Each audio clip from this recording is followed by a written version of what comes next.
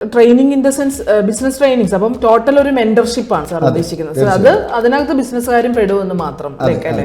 അപ്പം അതുപോലെ തന്നെ വേറെ ഏതെങ്കിലും ഒരു എക്സ്പീരിയൻസ് ആണ് ഉണ്ടോ? പ്രത്യേകിച്ച് ഞാൻ വിദേശ രാജ്യങ്ങളിൽ നിന്നുള്ള ഇന്റർനാഷണൽ ബ്യൂട്ടി ഏജൻസി ട്രെയിനിങ് എടുക്കാറുണ്ട്. മിസ് ഗ്ലാം വേൾഡ് 60-65 കൺട്രീസിൽ നിന്നുള്ള പാർട്ടിസിപ്പൻസ് ആണ്. അതിൽ ഏറ്റവും രസകരമായ ഒരു അനുഭവം എന്ന് പറയുന്നത് നമ്മൾ കേട്ടിട്ടില്ലാത്ത രാജ്യങ്ങൾ, ഖത്താറിസ്ഥാൻ. അതൊക്കെ ഞാൻ പലപ്പോഴും ട്രെയിനിങ്ങിൽ പോകുമ്പോഴാണ് ഇവർ പറയുന്നത് I am from this country. നമ്മൾ അധികം കേൾക്കാത്ത രാജ്യങ്ങളിൽ നിന്ന് പോലും പാർട്ടിസിപ്പൻസ് വരികയും അവര് ട്രെയിനിങ്ങിനെ കുറിച്ച് വളരെ പോസിറ്റീവായ ടെസ്റ്റിമോണിയൽസ് അവരുടെ പേജുകളിലൊക്കെ ഇടുകയും അവരിലൊരു ട്രാൻസ്ഫോർമേഷൻ ഉണ്ടാക്കുന്നു എന്ന് പറയുകയും ചെയ്യുമ്പോൾ നമുക്ക് കിട്ടുന്ന വലിയൊരു സന്തോഷമുണ്ട്. അതുപോലെ വിദേശ രാജ്യങ്ങളിലുള്ള ഓണ്ടർപ്രണേഴ്സിന് ഞാൻ 1-on-1 സെഷൻസ് കൊടുക്കാറുണ്ട്. അവരിലും ട്രാൻസ്ഫോർമേഷൻ വരുമ്പോൾ അവരതിനെക്കുറിച്ച് പോസിറ്റീവായിട്ട്. അപ്പോൾ റെഗുലറായിട്ട് ഇത്തരം പ്രോഗ്രാമുകൾ നടക്കുന്നുണ്ട്. അതുപോലെ കുട്ടികൾക്ക് വേണ്ടിയുള്ള ടീനേജേഴ്സിന് വേണ്ടിയുള്ള സ്പെഷ്യൽ പ്രോഗ്രാമുകളുണ്ട്.